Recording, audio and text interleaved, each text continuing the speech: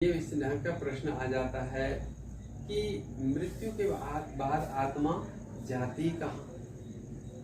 दूसरा प्रश्न है कि आती कैसे इस शरीर के अंदर। तीसरा प्रश्न है कि जिस लोक में जाती है इस मृत्यु के बाद या इस शरीर को छोड़ने के बाद वो भरता क्यों नहीं। चौथा प्रश्न है कि जब शरीर से निकलती है तो विशेष प्रकार के दो मार्ग होते हैं आत्मा के गमन का। उसके अनेक पड़ाव हैं। जैसे कि हम वहां से निकले, लातूर से निकले तो पहले कोई गांव और लगा, तीसरा गांव लगा, चौथा, ऐसे एक गांव को पार करते करते कई गांव को पार करके हमने यहाँ पर पहुंचे, उस्मानाबाद पर। उसी तरह से उसका पड़ाव है जाने का। लोग जो कहते हैं कि आत्मा भटकती है, चाहे पुराण में जो कहते हैं गरुड़ पुराण में ऐसे भटकती वैसे भटकती, बिल्कुल भटकती नहीं है। आपको विश्वास होता है क्योंकि उसके तीन प्रकार की गति होती है। तीन प्रकार की गति में से एक प्रकार की गति मान लीजिए इसने भगवान श्री कृष्ण ने भी लिखा है दूसरे अध्याय में, गीता के दूसरे में, कि वाशांसी जीर्णानि यथा विहाय नभानि देहि नरोपराणि तथा शरीरानि विहाय अन्यानि संयाति नभानि देहि। कि जैसे हम पुराने कपड़ों को उतार करके नए कपड़े को पहन लेते हैं, उसी तरह से आत्मा पहन लेती है, दूसरा शरीर तत्काल धारण कर लेती है। और यही बात महाभारत भी कहता है कि तत्काल जन्म लेता है, भटकना कहाँ हुआ, भटकता कैसे।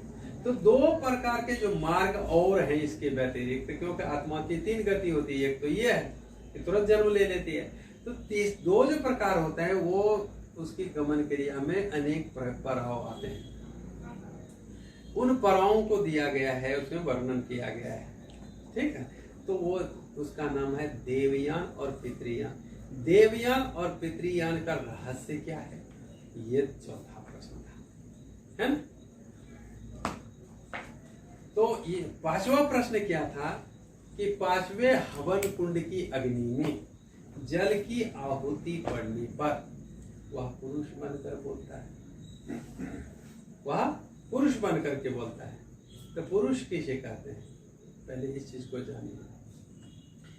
पुरुष बनकर बोलता है का मतलब यह होता है कि जिस समय आयुर्वेद जब पढ़ेंगे तो उसमें आपको आएगा कि जिस समय पांच तत्व जो हैं, ये शरीर के अंदर पांच महातत्व हैं, क्षिति, जल, पावक, गगन समेत। जब पांच तत्वों से आत्मा का मिलन हो जाता है तो उसको पुरुष कहते हैं। पुरुष पहले समझे कि क्या। तो पांचवें हवन कुंड की अग्नि में जाने के बाद वो पुरुष बन जाता है, अर्थात किसी प्राणी के रूप को धारण कर लेता है और बोलने लगे।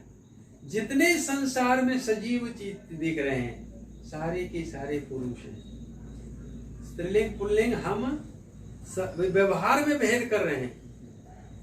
स्त्रियां जो हैं वो पुरुष नहीं है ऐसा मत समझिए, वो भी पुरुष है, हम भी पुरुष हैं। वेद की भाषा में कोई लड़की नहीं।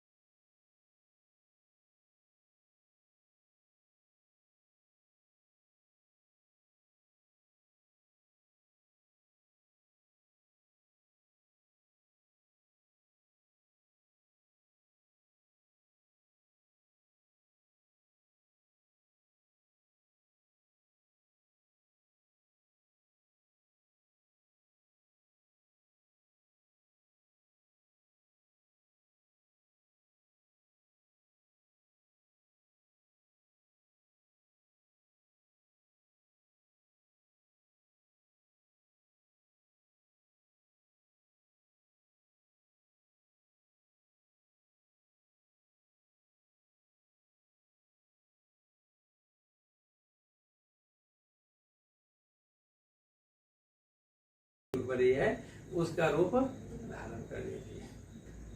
ठीक, और वो दिखती नहीं है।